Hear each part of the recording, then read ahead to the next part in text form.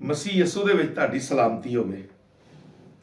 ਤੇ ਅਸੀਂ ਤੁਹਾਨੂੰ ਯਸੂ ਦੀ ਜ਼ਿੰਦਗੀ ਅਤਵਾਰ ਬਾਈਬਲ ਸਟੱਡੀ ਪ੍ਰੋਗਰਾਮ ਯਾਨੀ ਪੰਜਾਬੀ ਬਜ਼ਰੀਆ JCDC ਪ੍ਰੋਡਕਸ਼ਨ ਵਿੱਚ ਖੁਸ਼ਾਮਦੀਦ ਕਹਿੰਦੇ ਆ। ਤੇ ਅਸੀਂ ਉਸੇ ਸਿਲਸਿਲੇ ਨੂੰ ਦੁਬਾਰਾ ਸ਼ੁਰੂ ਕਰਾਂਗੇ ਪਦੈਸ਼ ਦੀ ਕਿਤਾਬ ਦੇ ਵਿੱਚੋਂ ਬਾਗ ਏਦਨ ਦੀ ਕਹਾਣੀ ਤੋਂ। ਮੈਂ ਪਿਛਲੇ ਪੈਗਾਮ ਦੇ ਵਿੱਚ ਦੱਸਿਆ ਸੀ ਕਿ ਖੁਦਾ ਨੇ ਜਦੋਂ ਆਵਾਜ਼ ਮਾਰੀ, ਆਦਮ ਤੂੰ ਕਿੱਥੇ ਆ? ਤੇ ਉਹ ਕਹਿੰਦਾ ਖੁਦਾਵੰਦਾ ਮੈਂ ਤੇਰੀ ਆਵਾਜ਼ ਸੁਣੀ ਸੀ ਤੇ ਮੈਂ ਡਰ ਗਿਆ ਹਾਂ। ਮੈਂ ਤੇ ਨੰਗਾ ਸਾਂ ਤੇ ਮੈਂ ਆਪਣੇ ਆਪ ਨੂੰ ਛੁਪਾ ਲਿਆ ਸੀ। ਤੇ ਅਸਾਂ ਪਿਛਲੇ ਪੈਗਾਮ 'ਚ ਇਹ ਚੀਜ਼ ਵਿਖੀ ਸੀ ਕਿ ਗੁਨਾਹ ਇਨਸਾਨ ਨੂੰ ਨੰਗਿਆਂ ਕਰ ਦਿੰਦਾ ਹੈ, ਕਿ ਜਦੋਂ ਨਾਫਰਮਾਨੀ ਕਰ ਲਈ ਤੇ ਫਿਰ ਨੰਗਾ ਹੋ ਗਿਆ। ਆਦਮ ਤੇ ਹਵਾ ਦੋਵੇਂ ਨੰਗੇ ਹੋ ਗਏ ਤੇ ਫਿਰ ਬੂਟਿਆਂ ਦੇ ਪੱਤਿਆਂ ਦੇ ਨਾਲ ਆਪਣੇ ਆਪ ਨੂੰ ਛੁਪਾਉਣ ਡਏ ਨੇ, ਲੁਕਾਉਣ ਡਏ ਨੇ ਕਿ ਅਸੀਂ ਲੁਕ ਜਾਈਏ। ਲੇਕਿਨ ਲੁਕਣਾ ਕਿੱਥੋਂ ਸੀ? ਖੁਦਾ ਆਵਾਜ਼ ਮਾਰਦਾ ਹੈ ਤੇ ਫਿਰ ਜਾਂਦੇ ਨੇ, ਸਾਹਮਣਾ ਕਰਦੇ ਨੇ, ਕਹਿੰਦੇ ਨੇ ਅਸੀਂ ਡਰੇ ਹੋਏ ਸਾਂ। ਤੇ ਖੁਦਾ ਸਵਾਲ ਕਰਦਾ, ਪੁੱਛਦਾ ਇਹਨਾਂ ਨੂੰ, ਉਹ ਤੁਹਾਨੂੰ ਕਿਹਨੇ ਕਿਹਾ ਤੁਸੀਂ ਨੰਗੇ ਹੋ? ਤੁਸੀਂ ਕਿਉਂ ਡਰਦੇ ਹੋ? ਕਿ ਤੁਹਾਨੂੰ ਜਿਹੜਾ ਫਲ ਮੈਂ ਮਨਾ ਕੀਤਾ ਸੀ ਖਾਣ ਤੋਂ, ਕਿਤੇ ਉਹ ਤਾਂ ਨਹੀਂ ਜੇ ਖਾ ਲਿਆ? ਖੁਦਾ ਤਾਂ ਵੇਖਣਾ ਚਾਹੁੰਦਾ ਸੀ ਨਾ, ਲੇਕਿਨ ਉਹਨਾਂ ਨੇ ਇਕਰਾਰ ਨਹੀਂ ਕੀਤਾ, ਮੰਨਿਆ ਨਹੀਂ। ਆਦਮ ਨੇ ਗੱਲ ਪਾ ਦਿੱਤੀ, ਖੁਦਾਵੰਦਾ ਇਹ ਜਿਹੜੀ ਤੂੰ ਮੈਨੂੰ ਦਿੱਤੀ ਹੈ ਨਾ ਹਵਾ, ਇਹਨੇ ਫਲ ਲਿਆ ਕੇ ਮੈਨੂੰ ਖਵਾਇਆ ਹੀ। ਤੇ ਖੁਦਾ ਨੇ ਜਦੋਂ ਉਹਦੇ ਵੱਲ ਵੇਖਿਆ ਕਿ ਹਾਂ ਬਈ, ਤੇ ਉਹ ਕਹਿੰਦੀ ਹੈ ਨਹੀਂ ਖੁਦਾਵੰਦਾ ਇਹ ਸੱਪ ਨੇ ਮੈਨੂੰ ਖਵਾਇਆ ਹੀ। ਲੇਕਿਨ ਦੋਵਾਂ ਨੇ ਗੱਲ ਮੰਨੀ ਨਹੀਂ, ਆਪਣੀ ਗਲਤੀ ਮੰਨੀ ਨਹੀਂ ਕਿ ਸਾਡੇ ਕੋਲ ਗਲਤੀ ਹੋਈ ਹੈ, ਇੱਕ ਦੂਜੇ ਤੇ ਹੀ ਸੁੱਟ ਦਿੱਤਾ। ਤੇ ਜ਼ੀਜ਼ੋ, ਅੱਜ ਮੈਂ ਇਹ ਗੱਲ ਤੁਹਾਨੂੰ ਦੱਸਣਾ ਚਾਹਨਾ ਵਾਂ ਕਿ ਜੇ ਅਸੀਂ ਆਪਣੇ ਮੂੰਹ ਤੋਂ ਆਪਣੀ ਗਲਤੀ ਦਾ ਇਕਰਾਰ ਨਹੀਂ ਕਰਦੇ ਤੇ ਮਾਫੀ ਨਹੀਂ ਜੇ ਮਿਲਦੀ। ਇਹਨਾਂ ਨੂੰ ਵੀ ਮਾਫੀ ਨਹੀਂ ਮਿਲੀ, ਇਹਨਾਂ ਨੂੰ ਸਜ਼ਾ ਮਿਲੀ ਹੈ। ਜ਼ਰਾ ਸਜ਼ਾ ਸੁਣਨੇ ਆ ਕੀ ਹੁੰਦੇ।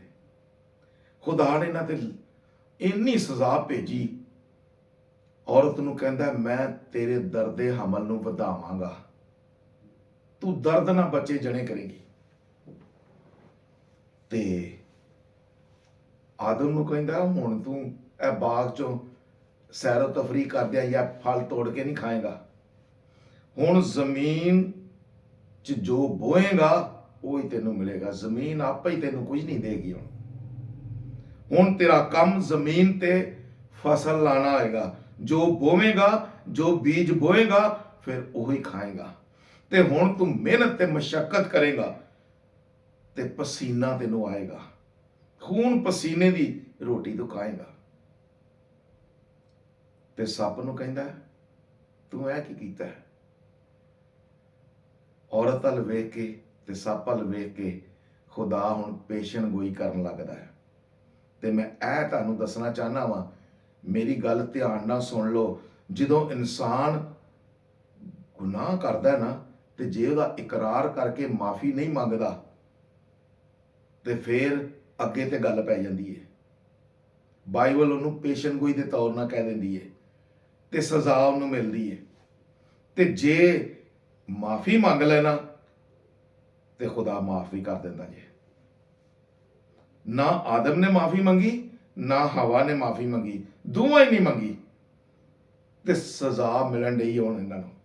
ਤੇ ਸੱਪ ਨੂੰ ਆਂਦਾ ਤੇ ਔਰਤ ਨੂੰ ਆਂਦਾ, ਦੋਵਾਂ ਨੂੰ ਮੁਖਾਤਬ ਕਰਕੇ ਦੋਵਾਂ ਨੂੰ ਵੇਖ ਕੇ ਤੇ ਕਹਿੰਦਾ ਤੇਰੀ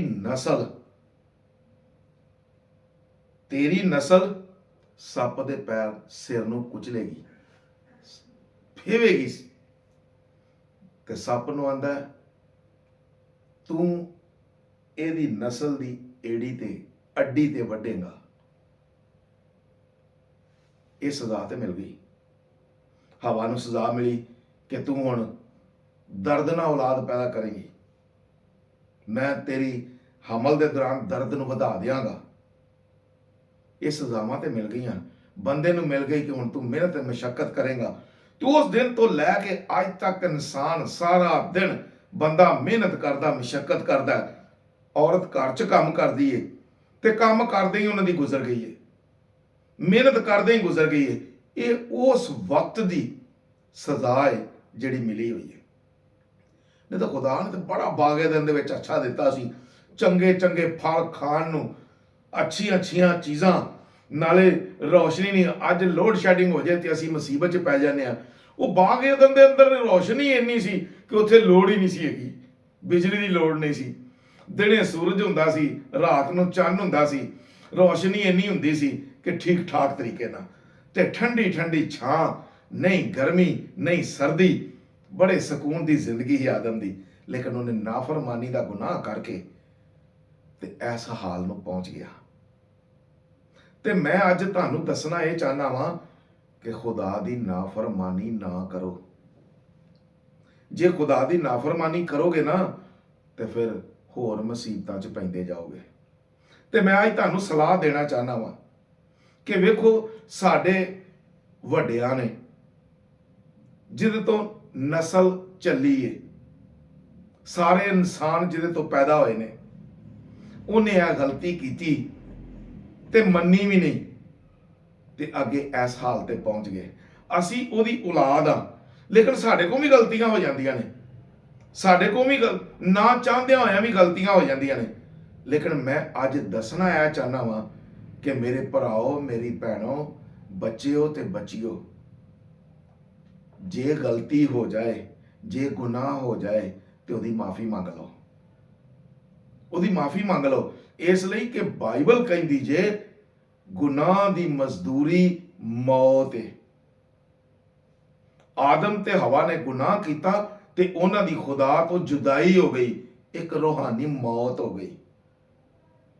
ਤੇ ਜੇ ਅਸੀਂ ਗੁਨਾਹ ਕਰਨੇ ਆ ਤੇ ਉਹਦੀ ਸਜ਼ਾ ਮੌਤ ਜੇ। ਤੇ ਜੇ ਅਸੀਂ ਮਾਫੀ ਮੰਗ ਲੈਨੇ ਆ ਤੇ ਅਸੀਂ ਉਸ ਸਜ਼ਾ ਤੋਂ ਬਚ ਵੀ ਜਾਂਦੇ ਆ।